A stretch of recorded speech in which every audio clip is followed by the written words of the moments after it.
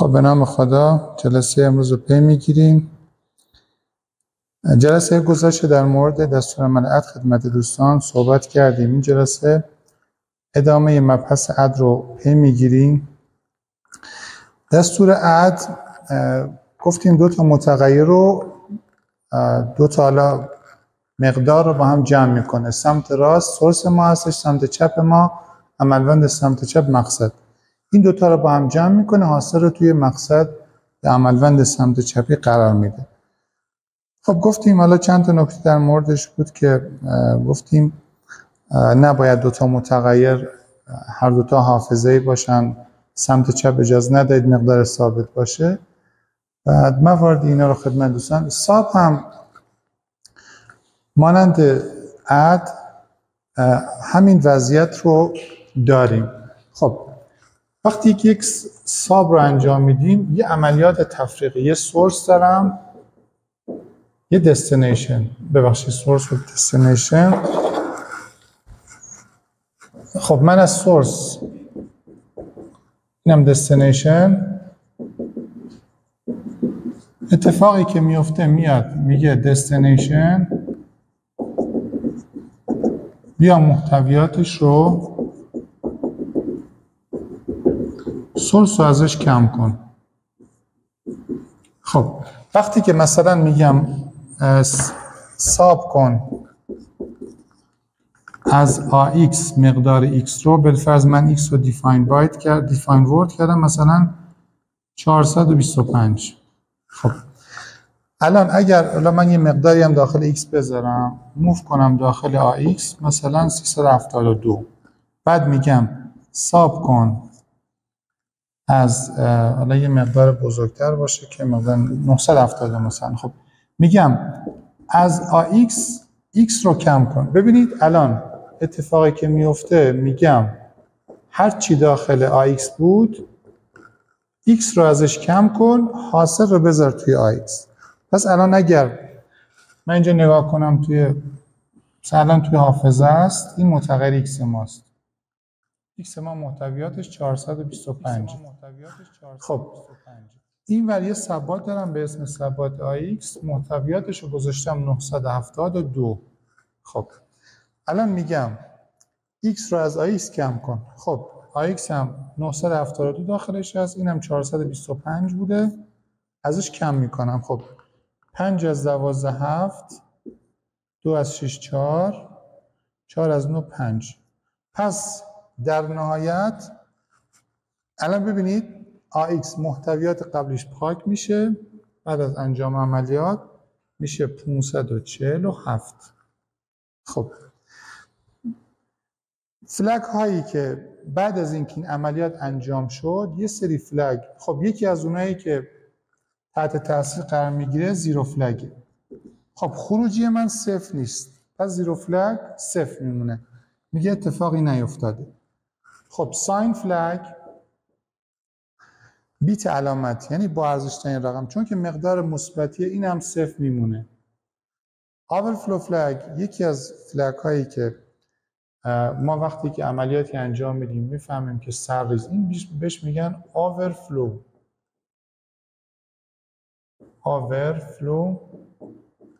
فلگ. خب یعنی پرچم بیت، حالا پرچم یه مقدار بیت علامت سرریزی. خب سرریزی یعنی چی؟ وقتی که شما یک ظرفی داری، اون ظرف چیزی رو میریزی داخلش، جا نمیشه، ازش میریزه، میگم این بهش میگم سرریزی. یعنی آورفلو وقتی که عملیاتی انجام میدی حاصل از اون مقدار میزنه بیرون. آفرین، مثلا شما از 16 بیت بیشتر میشه، اینجا دیگه آورفلو 1 میشه. خب الان اینجا من آورفلو اتفاق نیفتاده. خب آورفلو هم بازم صفره. کری فلگ هم نداشتم. بله فقط بیتن اینا. ما کلا 16 تا بیت داریم برای این ثبات فلگ ها، بهش میگن فلگ رجیسترز. حالا توی نرم افزارم بهتون نشون میدم. این 16 بیت رو مشخص میکنه. خب وقتی که خب الان کری فلگ یعنی از آخرین بیت اگه از اینجا چیزی نیفتاده بیرون، اینجا نداشته باشیم بهش میگم کری فلگ. اگه آفرین رقم نقلی اگه نداشته باشم اینم صفر میشه. الان تو این محاسبات کری فلگ هم صفر. یه پریتی فلگ هم داریم که اونم مهم نیست، حالا تعداد یک کار میشماره، اگر تعداد یک کار سعی میکنه زوجش کنه. خب یه اکسلری فلگ هم دارم، اینم پریتی فلگ، حالا من حساب نکنم دقیقاً باید تبدیلش کنم مبنای 2. نمیتونم. یه اکسلری فلگ هم داریم. این اکسلری فلگ گفتم اگه محاسبات رو مستند BCD انجام بدیم، اونجا دیگه اکسلری فلگ اگه از بیت 4 به 5 نقلی اونجا داشته باشم، گفتیم BCD محاسبات، مثلا وقتی میگم این محاسبات رو انجام بده، این بیت ببین رقم به رقم 4 بیت معادلش رو بنویسه، نه اینکه تبدیلش کنه به مبنای مثلا 547 ببره به مبنای 22، چون که این هر کدوم از این رقم ها رو مثلا این میشه 0 1 1، بعد اینجا مثلا 4 میشه 0 1 0 0، معادلش دیگه 0 1 0 1. وقتی که جمع میکنم اینجا مثلا اینجا 9 میشه 1 0 0 1 0 0 1 3 تا 1 0 0 1 0. ببینید رقم به رقم بعد با هم جمع میکنه.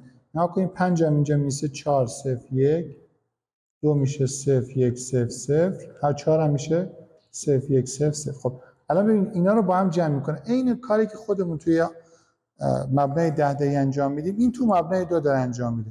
وقتی که از اینجا یه رقم نقلی داشته باشم، اینجا دیگه اکسلری فلگ 1 میشه. ما این محاسبات استفاده نمی کنیم واسه همین، ولی خب اینو بدونید که برای وقتی که محاسبات به صورت BCD انجام میدم، اونجا دیگه اکسلری فلگ به درد میخوره. میفهمم که این دوتا رقم رو که با هم جمع کردم، مثلا تو این حالت 2 و 5 میشه 7. خب رقم نقلی تولید نمیشه اینجا، پس اکسلری فلگ صفر میمونه. حالا اینو فعلا بدونید که اکسلری فلگ، ولی خب ما کلا تو کارمون استفاده ایم.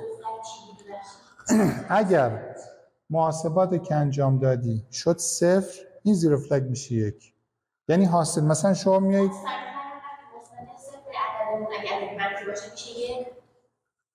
آفرین منفی باشه 1 0 باشه یعنی مثبت. مثلا منفی 75 رو با منفی مثبت 75 جمع کنیم، این حاصل میشه 0. تو اینجا دیگه زیر فلگ میگه آقا خروجی من شده 1 0 تولید شده.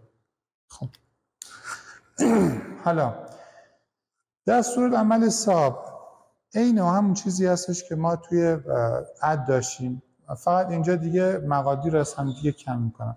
ببینید سورس و دستینیشن طبیعتا باید هم اندازه باشن، یعنی اگه یه بایتی باشه اونم یه بایتی باید باشه، این 2 بایتی باشه اونم 2 بایتی. خب این یه نکته، سورس و دستینیشن اجازه ندن هر دوتاش متغیر حافظه باشن. دستینیشن اجازه نداره مقدار ثابت باشه، چون که ببینید من اینو از این کم میکنم، حاصل رو دوباره میذارم اینجا. اینجا باید یه آدرس باشه، یه ثبات باشه. این نکته هم دوستان باید دقت کنید.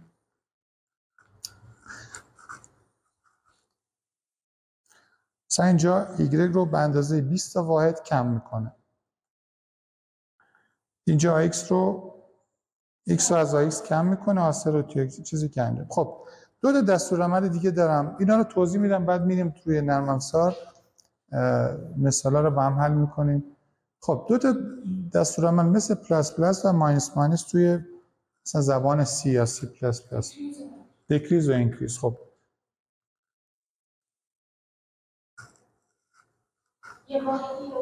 بله یک واحد. خب پس اینکریز برای افزایش یک واحدی عملمند، دکریز برای کاهش یک واحدی عملمند. حالا عملمند میتونه یه متغیر باشه، میتونه یه ثبات باشه. خب این عملا معادلمون پلاس پلاسه، این هم معادله داره ماینس ماینس، این همونه. یه حالا هر چی جلوش باشه اونو یه دونه کم یا اضافه میکنه. خب این چیز خاصی نداره. من توی حلقه ها که رسیدیم اونجا میدونیم که استفاده میکنیم. خب اینجا x رو یه واحد اضافه افزایش میده، پایینی هم x رو یه واحد کاهش میده. خب اینم رو فلگا اثر دارن، چون که اگر به هر حال یه محتویات رو دستکاری میکنن. اینم حالا چک میکنه، مثلا اگر شما اینکریز کردید شد صفر، مثلا تو حلقه ها وقتی که میخوام ببینم تموم شد یا نه، بالفعل شما شمارنده تو یه دونه اضافه میکنی، آخر سر چک میکنم، میگم اگر مثلا جامپ کن 0 شده بود دیگه برو به لیبلی که مثلا حلقه رو داره تموم میکنه. پس اینا طبیعتا روی فلگ ها اثر دارن. بله، موو فقط موو و اکسچنج هم همین قابلیت خاصیت رو داره. خب نگاتیو برای معکوس کردن به صورت مکمل دو هم نگاتیو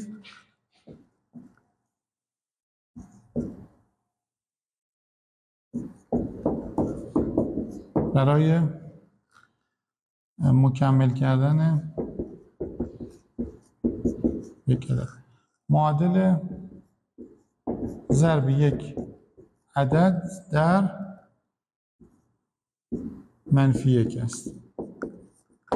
اگه مثبت باشه منفی، منفی باشه مثبت. کارش هم اینه که شما اینو تو مکمل دو انجام میدید. مثلا شما یه عدد مبنای دو رو اگه داشته باشی، بالفرض 0 یه بالا یک بایتی در نظر بگیرید، 0 0 1 0 1 0، مثلا اینو در نظر بگیرید توی مبنای دو. این معادل، ببین این رقم وقتی که میگم علامت داره یعنی این بیت علامتمه. خب اینو نگاه کنید، این نکته رو حواستون باشه. الان من 7 تا بیت دارم برای مقدار، یه بیتو گذاشتم برای علامت. وقتی میگم محاسباتم علامت داره یعنی این با ارزش ترین، بهش میگن most significant byte. خب اینجا MSBش صفر، این دیگه مشخص کننده علامته با ارزش ترین بیت ما. خب مثلا الان این چنده؟ مثبت 2 10، مثبت 10، درسته؟ خب حالا اگر اینو مثلا تو متغیر به اسم x باشه، وقتی میگم نگاتیو کن x رو، حاصل یعنی بعد اینکه این دستور اجرا کردم، جلسه گفتیم تک تک صفرایی میشن یک، یکا میشن صفر، یه دونه بیت بهش اضافه میکنم. مثلا اینجا 1 0 1 0 1 1 1 1، درسته؟ 4 تا. الان یه دونه یک باید بهش اضافه کنم، این میشه 0، این میشه 1، درسته؟ ببینید وقتی میگم 1 0 اضافه 1، نه ببخشید به اضافه 1 0، یه دونه یک بهش اضافه میکنم، 0 1 بود. خب 1 و 1 میشه 2. 0 2 رو اینجوری می‌نویسیم دیگه، صفرش تو ارزش مکانی یک تایی میمونه، یه دونه دو تایی دارم میره مرحله بعد، واسه همین میشه 0 1 1. خب حالا ببینید اینجا MSBش شده 1، پس الان این یه مقدار منفیه. من همینجوری با نگاه کردن نمیدونم چه مقداریه.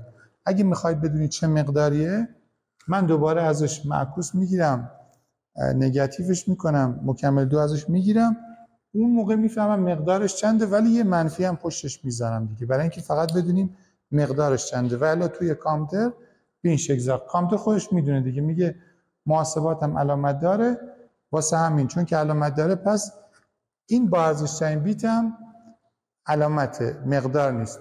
اگه بدون علامت، مثلا شما همین 8 رو طبیعتا یکیشو برای علامت ورداشتی، 7 تا بیت میمونه. 7 تا بیت یعنی میتونی از 127 تا منفی 127 رو توش نگه داری. خب اگر بدون علامت دار باشه، یه بایت مقادیر قابل ذخیره در یک بایت در حالت علامت دار. خب اگر بدون علامت دار باشه در حالت بدون علامت. وقتی میگم unsigned یعنی بدون علامت، علامت دیگه من ندارم. اینجا دیگه از 0 تا 256. ببینید دیگه ما بدون علامت دیگه منفی ندارم دیگه. کمترین مقدارم وقتیه که همش صفره میشه 0، بیشترین مقدارم وقتی که همش 1. البته 255 همش بشه 1 میشه 255. پس این نکته رو تو محاسباتتون دقت کنید. پس بدون علامت 0 تا 255. اگر 2 بایتی باشه، همین اگه 2 بایتی در نظر بگیرید، اگه 2 بایت از منفی 32000 و چند بود؟ 2 به توان به زحمت 2 به توان 15 حساب کن، یعنی 1024 ضرب در 32 بکن 32768. خب این کمترین مقدار، این بیشترین مقدار 32768 ضرب در یه دوش هم بکنید. اگر این بدون علامت، ببخش علامت داره، 65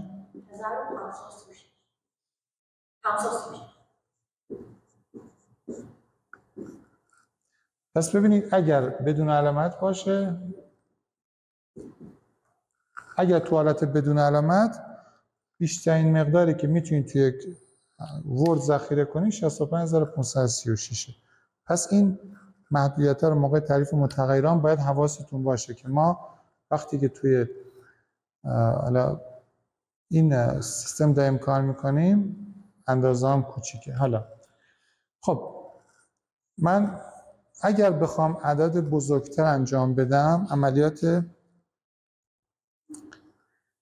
خب ضربم، بذار من اینو، 2 تا عملیات داریم به اسم اد، بذار من اینا رو بگم بعد بریم سر وقته.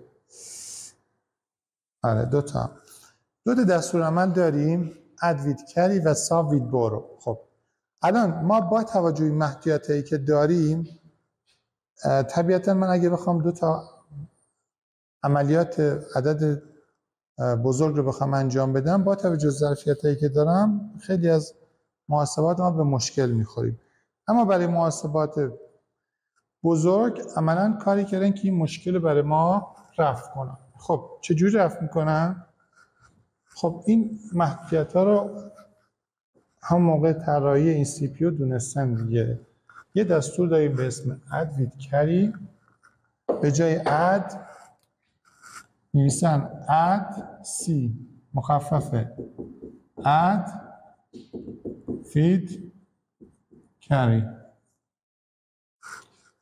خب ببینید الان اتفاقی که میفته وقتی میگم اد کن بیت کردیم AX و X رو، وقتی میگم X رو با X اضافه کن، اینجا میگه محتویات AX رو به اضافه کن با X به اضافه کری فلگ، یه بیت دیگه، یا 0 یا 1، یعنی یه بیت. پس این کری فلگ نقلی، کری فلگ رو هرچی محتویاتش باشه رو میذاره داخل، اضافه میکنه به این عملیات جمع. یه مثال انجام بدیم. مثلا اینجا گفتم x رو دیفاین ورد کن، دیفاین دابل میکنم، ورد مشکلی ندارم تو عملیات، یه دیفاین دابل دی یعنی 4 بایتی باشه. خب به زحمت خانم صدی 65000 رو 2 به توان بزنم. ببینید این دابل 4 تا بایت، 2 به توان 32 رو حساب کن، حدود 4 میلیارد. خب همون. ببین الان ما اینجا دیگه میتونیم اگه دابل تعریف کنیم تا 4 میلیارد خورده عدد رو ذخیره کنیم. خب پس الان تو این حالت من دستم بازتره، یعنی خیلی از محاسبات میتونم انجام بدم. خب یه مقدار مثلا از 65000 بیشتر باشه، مثلا 400000. خب این دیگه الان توی ورد جا نمیشه دیگه، من مجبورم از دیفاین دابل استفاده کنم. خب یه ایگرگ داشته باشم، اینم دیفاین دابل، مثلا اینم 6000 باشه، 600000. خب حالا اینا رو میخوام با هم جمع کنم، نتیجه رو میخوام داخل Z قرار بدم. این دیفایندابل مقدار اولی هم چیزی نمیذارم. حالا من میخوام محاسبات این انجام بدم. خب اولین کاری که انجام میدیم، من الان توی حافظه رو اگه نگاه کنید، من این حافظه اینجا بهتون نشون میدم. ببینید این اولین متغیر ما که ایکسه، بالفرض توی آدرس مثلا 1000. خب 4 تا بایت پشت سر هم رو میده به ایکس. پس ببینید الان این 4 تا بایت مال ایکسه. با ارزش‌ترین رقممون هم مثلا بالفرض این شکلی ذخیره میشه. مثلا حالا البته این مبنای 16 نیست، اگه 16 بود فرض کنید اینه، حالا فرض کنید دقیقا این نیست. حالا ایگرگ هم چی؟ ببین 4 تا بایتش از 1000 1001 1002 تا 1003 این 4 تا bایت مال ایکسه. ایگرگ 600,000 این 4 تا بایت، اینم دابل 4 بایتیه، فرض کنیم به این شکل ذخیره شده. خب پس از 1004 1005 1006 تا 1007 هم مال ایگرگه. حالا متغیر بعدی چیه؟ زد هم 4 تا فعلا مقداری داخلش قرار ندادیم. پس این نحوه محل ذخیره سازی داده هامونه. حالا من میگم اول داخل AX X رو ذخیره کن. ببینید AX من 2 بایت، پس این 2 بایت رو ور میداره، 2 بایت کم ارزش تر، درسته؟ خب حالا میگم اد کن به AX متغیر Y هم به صورت پیش‌فرض، چون که اون طرف هم 2 بایتیه 2 بایتش رو ور میداره. خب اون رقم اینجا 00 رو اینجا هم 00 رو با هم جمع میکنه. خب حالا تو مرحله بعد میگم موو کن داخل Z AX رو. ببین نتیجه رو الان ذخیره میکنم اینجا. کم ارزش دارین 4 تا 0 اینا 0 0 0 این 4 تا 0. حالا مرحله بعدی اینجا مهمه. ادامش میام اینجا.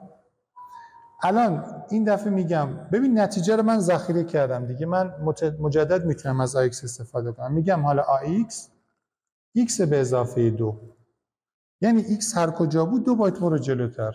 حالا دیگه 2 بایت بعدیش، چون که کلا 4 بایت بود دیگه، من 2 بایت بعدی رو ازت میگیرم. خب حالا میگم اد کن. ببین اینجا دیگه من اگر تو مرحله قبل کری فلگم 1 شده باشه یعنی یه دونه اومده بیرون. خب میگم اون کری که اومده بیرون رو با این محاسباتی که دوتایی که دارم جمع میکنم، میگم اینو AX و Y به اضافه 2. پس میره Y به اضافه 2 بایت بعدیش رو ور میداره، با این 2 بایت جمع میکنه، کری هم بهشون اضافه میکنه. حاصل رو اینجا میتونم بگم حاصل الان داخل Z به اضافه 2 AX. حاصل رو میذارم داخل AX. پس اگر شما خواستید عدد بزرگ رو جمع کنید به این روش میتونید انجام. حالا ممکنه 100 رقم هم باشه بازم همین. مثلا شما الان ممکنه به صورت آرایی ذخیره کنید، از بعد رقم ها بزرگ باشه بالفرض یه عدد مثلا 20 رقمیه دیگه، اینجا دیفاین دابل هم جا نمیشه دیگه. من نمیتونم با دیفاین ورد دابل میام، این دیگه باید خودت قبل از اینکه محاسبات انجام بدی اعداد رو تفکیک کنی، تبدیلش کنی به یک آرایه‌ای. بعد دو رقم میتونی راحت اینا رو بخونی با هم جمع کنی. فقط اول سری از عدد استفاده میکنیم، مرحله بعدی همشو با عدد کری انجام. خب تفریق هم عیناً همینه. اگه بخوای با تفریق اینو بهش میگم ساب انجام میدم، اینجا هم SBB ساب وید برو. اینجا هم ببین ساب وید برو اگر از SBB استفاده کن، دستور SBB ساب وید برو. خب میگی یه دونه قرض کردیم. خب اگر ببینید اگه اینجا بگم SBB مثلا AX و X، اینجا میگم محتویات x برابر x رو ازش کم کن، کری فلگ رو هم ازش کم کن. خب اگر تو مرحله قبلی من عدد کوچیکه، عددی که ازش یعنی الان شما یه تفریق انجام میدی، مثلا داری AX رو من AX میکنی، اگر X بزرگتر از AX باشه حاصل منفیه و علامه مقداری که الان به دست اومده یک مقدار چیه؟ منفی خواهد بود. منفی بودن یعنی مجبورم کری فلگ رو اینجا یک کردم. خب پس وقتی که من توی مرحله بعد ارزش مکانی بالاتر دارم تفریق میکنم، یه دونه باید بهش قرض بدم، یعنی یه قرض دارم عملا یه دونه یک ازش کم میکنم و عملا این مشکل رو حل میکنه. مثلا بذار من یه 925 منهای 374 مثلا. خب فرض کن این 2 بایت 2 بایت، مثلا اینو گذاشتم توی یه دونه 2 بایتی، اینم تو 2 بایتی بعدی. خب 5 از 4 1، 7 از 2 اگه کم کنم این قابل انجام نیست دیگه، عملا یه عدد بزرگتره. ببینید که اگه معکوسش رو به حساب کنم چند میشه؟ 7 از 4 74. این میشه چند؟ 7 از 12 5، درسته؟ این منفی 51. پس الان این باید 8 باشه. 3 از 8 951. ببینید الان من توی این عملیاتی که انجام بدم، چون که منفی 51 شده، این کری فلگ توی این عملیات کری فلگ ما 1 میمونه. پس این همین کسری که من اینجا انجام میدم، ببین اینجا دقت کنید من از 9 یه دونه کم کردم، این همون کاریه که انجام میدیم توی محاسبات معمول مبنای 10 تا دیگه. وقتی که عدد بالای کوچیک‌تر باشه من میرم از مرحله قبلی یه دونه قرض میکنم، ارزش مکانی بالاتر یه دسته رو ور میدارم، 10 تاست دیگه، 10 تا. مثلا شما وقتی که میگید 91 منهای مثلا 9، ببین یک تایی این 10 تاییه، 9 تا 10 تاییه. وقتی که قرض میکنم میگم اینو از 9 یه دونه کم کن بذار 8 تا، یه بسته 10 تایی دارم میارم. پس 9 از 10 مثلا میشه 81. همین محاسبات دیگه من یه دونه میفهمم که قرض کردم، اون قرضه رو الان اینجا ادا میکنم.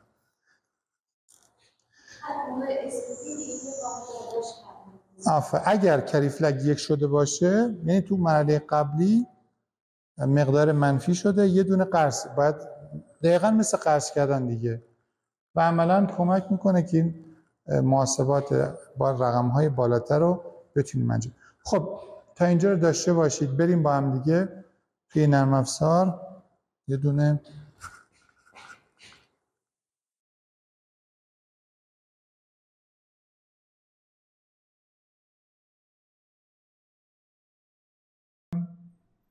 چک کردم.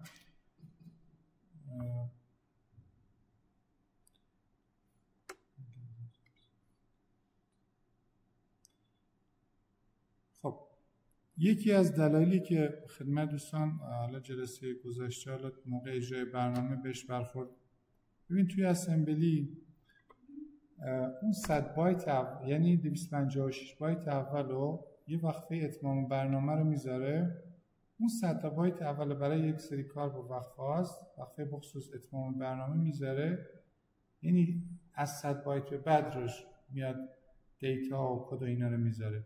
اون دلیلی که شما موقع اجرای برنامه مثلا یه ایمیلیت میکنید، شما اگر اینجا ویو لیستینگ رو بیارید، الان ببینید این مثلا قسمت سگمنت دیتا از 0 شروع شده. خب اینم جلسه گذشته توضیح دادم خدمتتون، 32 بایت برای این متغیرها فضایش خالی کرده. اینم مال استکمونه، از آدرس 0120 میاد کدهامون شروع به ذخیره کردن، یعنی از اون آدرس به بعد ذخیره میشه. اما اینجا که برنامه رو نگاه میکنیم، کد سگمنت ما ببین آدرس 0722 یعنی باید اولین آدرس ما که دیتا سگمنت هست 07. خب گفتیم الان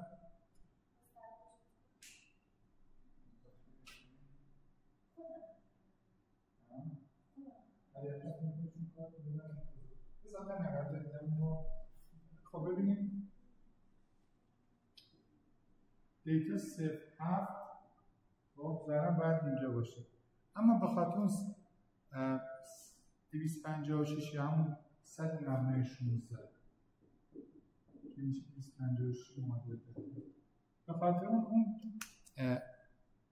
کد سگمنت ما آدرسش از 0722 شروع میشه. خب حالا ببینید اون یه متغیر من تعریف میکنم، بذار اینو یه متغیر x تعریف میکنیم x define double. من به خاطر اینکه حالا نمایش اعداد مشخص باشه مثلا 1 2 3 4 5 6 7 8 ما کلا 4 تا بایت داریم. خب 4 تا بایت، هر کدوم از بایت هاشم 2 تا رقم رو میتونیم بذاریم تو مبنای هگزادسیمال تعریف میکنم. این دلیلش اینه که من خب الان x رو به این شکل تعریف میکنم 8 رقم باشه دیگه، بزرگترین مقدار ممکن. y رو define double میکنم 0 مثلا 3 3 1. خب هگزادسیمال.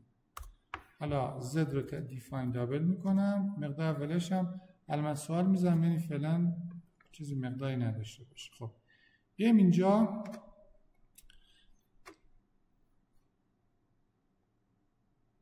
اینا رو فعلا برداریم، کاری باید نداریم. خب حالا اولین گامی که کاری که انجام میدم گفتم داخل AX بیا x رو بریز،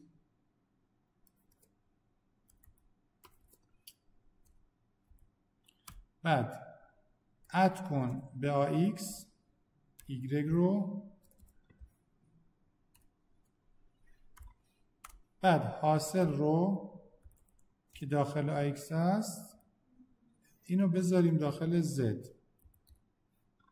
حالا تو گام بعدی خب نتیجه رو ذخیره کردم، میگم تو AX x به اضافه 2 رو بذار.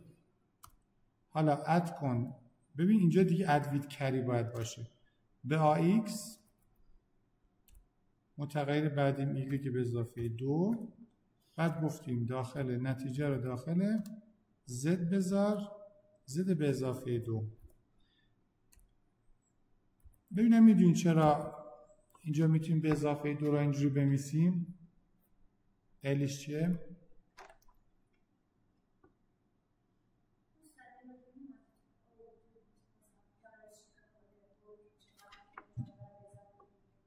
بله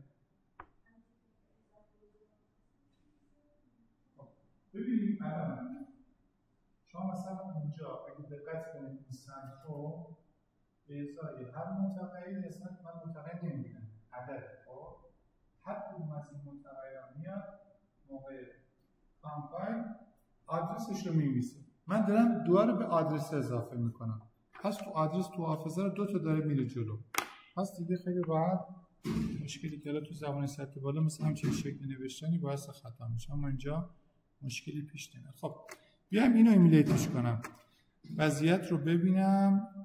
خب الان اولین دستور رو میخوام اجرا کنم، سینگل استپ. خب این سه تا رد کنیم. ببینید AX الان میام ویو وریبل ها رو ببینم، اینجا وریبل ها رو میتونید ببینید. خب اینجا وریبل ها ببینید x ما 5678 h، y ما چیه؟ الان دقت کنید چیزی که الان توی z ما چیه؟ 0. خب